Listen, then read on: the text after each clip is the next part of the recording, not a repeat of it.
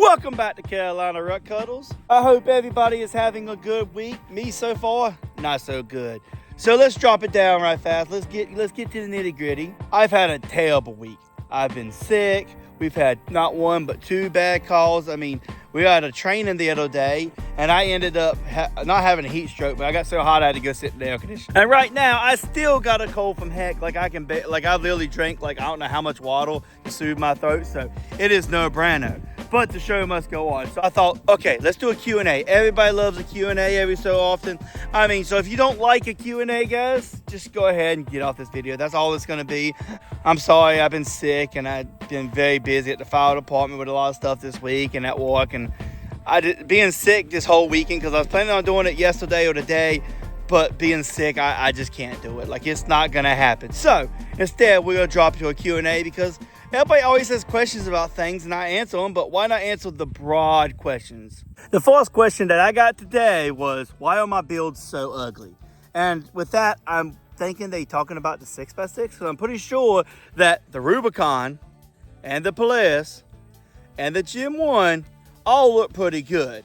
The 6x6, on the other hand, there's a reason why it doesn't look good. And that is because we don't want to finish it until we can actually get it where it works and doesn't break down every time. If you watched last week's video, I'll put it right here. Flashback. You can already tell that the water's deep. There you go, brake lift, baby.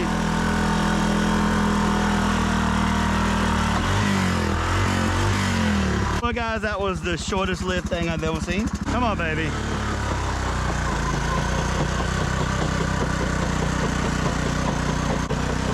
She's still digging. Slowly. Come on, baby. Come on.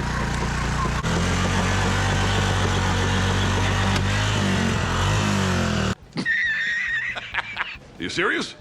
What did we break? Oh no, now we broke the front gearbox.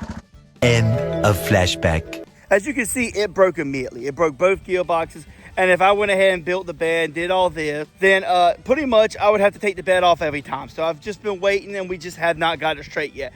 And as for like other things, like this was going to be a lot more of a build until it just was not what I wanted it to be. It just, I don't know. I just can't get it quite right. So that's kind of what happened here. I was going to put some bigger tiles, probably get a lift kit for it and all that. But it decided that it was going to run like crap. And I've just got sick of it. Like, you get a certain level where you're like, yeah, screw this thing. And that's why I am right now. It does run. I got an axle on the way. I got a jet kit. I'm going to go ahead and jet it, put an axle on it, and then it's going to go bye-bye. I was hoping somebody would buy it for $800, but apparently $800 is too much for running four-wheel because I have had nobody. So now this guy right here is a definition of what you don't want to do, guys. He commented and was like, would you take $300? Again, I was asking $600 for the engine of the Prairie. He asked if I would take $300 for the whole four-wheeler. Like, I know people like the low ball, but that's just stupid. If you would have asked $300 for the engine, then I would have been like, okay, I understand that's kind of close, but not really. But I was asking for $1,000. It says in the post $1,000, and he's like, will you take $300? Like, what? No. The next thing that I saw today was build a trailer. I guess they mean for the 6x6 because it was on the post. That's what I understood. And I actually have an idea for a trailer. But again, I don't know what's going on with the 6x6 right now. A lot of people have been asking about it. After breaking last week, I'm looking into some other things. Am I going to fix it? Probably. But I don't know which way we're going to go. And yes, a trailer would be bad to the bone. And we will probably build one day. But not right now. We got to get the 6x6, like, actually not break it. Like, the only way it will stay together now is if we just made it to a non-mud machine. In that case, it's kind of boring, though. Another thing I got asked was, am I going to put a big lift on the Honda 300 6x6? If I could ever get it right, I'd love a big lift and some portals. But as of right now, it can't even spin the tires. So I don't know what we're going to do. I don't know if we're going to put a big engine in that or we're going to switch over to a different brand. I do love the 6x6, but I think I'm just running out of power, to be honest. Another thing we got asked, are we going to buy a Gen 3 Can-Am? Yes. Right now, no. As you can see, if you look at my yard here, everything just sits out in the weather, everything, and it bothers me so much. I've had people, why you let stuff sit in the weather? I don't have a choice. I don't have a shed. Right now, we're saving up for one, and yeah, I'm almost there. I've pretty much decided come September, whatever money I have, I'm going to go and I'm going to get a loan for the rest, and we're going to get us a shed. Because we really need something to walk on stuff, and we need something to store stuff. Because I don't want to get a brand new Can-Am and then leave it out in the weather. That just sounds like a stupid idea. Next thing is, what camera setup do we use? I use a GoPro, I think it's a 9. It's not a new one. I plan on buying a new one soon. I got the head strap, and I do have a sock on it because I went into the pond one time, and since then my GoPro doesn't like the wind cancel, but it's actually started walking lately, so I might have to take the sock off. And I use a iPhone right here. This is an iPhone. Hello, iPhone. I think it's a 16 now. Yeah, whatever the newer iPhone is. I ended up getting a bigger one because my memory kept filling up. I got like the 250 gigabytes because apparently you can't get a 500 unless you get it right then in special order. Like, way off for it, guys. And I use iMovies to edit everything. A lot of people say that ain't the best app. You're probably right, but I'm just a dumb redneck, so a lot of the other complicated stuff I'd have to get somebody to teach me, and I have nobody to teach me, so it's like, what? Another question we got, what was your first four-wheeler? It was a 2012 blue 450 Grizzly. Now, I actually went to pick up I think it was a Foreman or Rubicon 500, same year, 2012, and the problem I had immediately was it didn't have diff lock. At least the one they had. It must have been a Foreman. It didn't have diff lock and no IRS. And after drive around on a Bayou and all these solid axles, I said, I really, really want an IRS. Got it. And the screen. The Honda 500 didn't have a screen either. And that's the only one the dealership had. So I ended up with a blue Grizzly. I drove the snot out of it. Probably had 10,000 miles. And I finally sold it. I shouldn't have sold it. I really missed that fool. Just like the red Can-Am. People ask me all the time, why did you sell that? I don't know, guys. I shouldn't have. I missed that fool. I didn't realize what I had until I got rid of it. And now I'm like, I'd rather have that than a new Gen 3. To be honest, I love that four-wheeler. But it's gone. Another thing we get asked, what is the hardest four-wheeler you've ever walked on? Easy, Polaris. Why? Because Polaris just have some crappy design. I saw a company this week, you've probably seen our videos on TikTok where it's like, hey, dooflicky, and then go to the next dooflicky, and go to the next dooflicky about four-wheelers.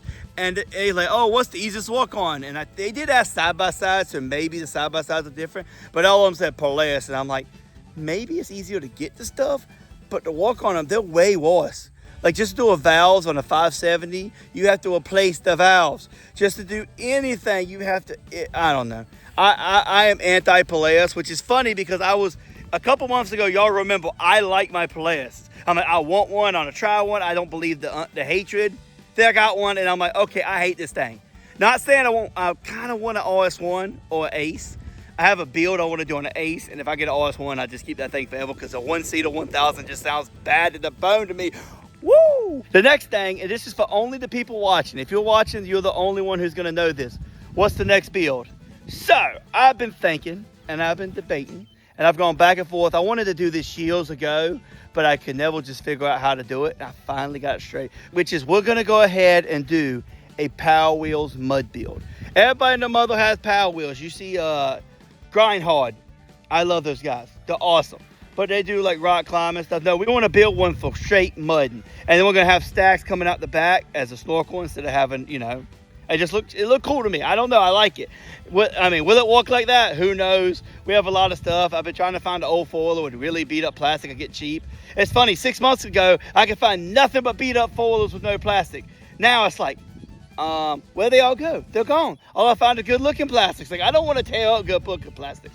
But literally just put the frame on top of the foiler, you take the plastics off, and that's just kind of where we're going. A Can-Am would be really cool, but I feel like they're just really expensive even without plastics. Another thing I hear is, when are you going to Busco? I was planning on going this summer, but my truck died. And it literally leaks a gallon of oil a day, and that's only driving 30 miles. I have not had time to go get it fixed. So I'm actually driving our spare blue truck right now. And yeah, it's an old farm truck with a lot of miles, which my truck has a lot of miles, but I don't trust this blue truck. It's nice around town, but I took it to Busco that last time, and it was nice, but it wasn't as good as I wish it would have been. So that's why we ain't been to Busco. I plan on going soon, guys.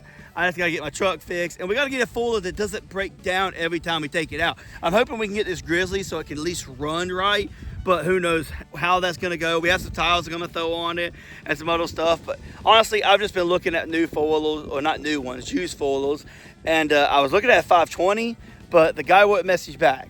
It was a really good deal. It was like $3,000 for a 520 Rubicon, but it smoked. And I said, hey man, you got any videos running? I'm really interested.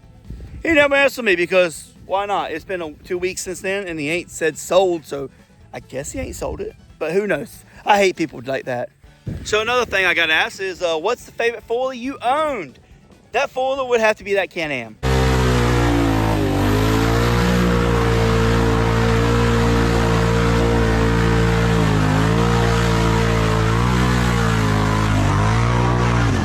I love that thing. That thing, just the power, like the only issue I had was it blew up twice, which was my fault. I sunk it twice.